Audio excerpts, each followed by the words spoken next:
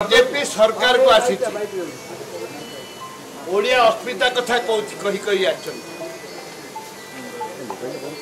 जो ओडिया अस्मिता कथा कहते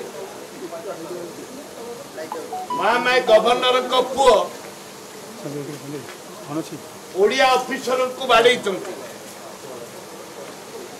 विरुद्ध रे केस ही नहीं गवर्नर आसिले हिंदी रे आरंभ कले जो ओडिया अस्मिता कथा पड़ी स्वाभिमान कथा पड़ी जो देश स्वाधीनता लड़ाई करुला ओडिया पुओ ओडिशा माटी 250 माटी चिपुड़े 200 रक्त बाहर से माटीर जो मैंने संतान अच्छा आज ओडिया अस्मिता कथा कह भोट देते आज ओडिया आज पदाघात ओडिशार माननीय मुख्यमंत्री के आम कही महामाई पुओ श्रीजुक्त प्रधान सरकारी कर्मचारी को सरकारी ऑफिसर को जो बाड़े मारी पुओ को गिरफ्त करा जाऊ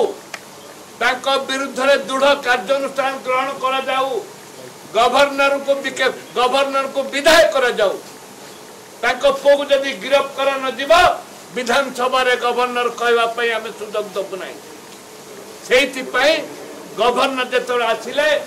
से बेलू गली गवर्नर गो बैक गवर्नर पुओ को गिरफ्त करा जाऊ ए आवाज दि ओडिशावासी को अनुरोध करने चाहे ए गवर्नर जो ओडिया मानकर जो स्वाभिमान ओडिया जाति जो अच्छी गर्व गौरव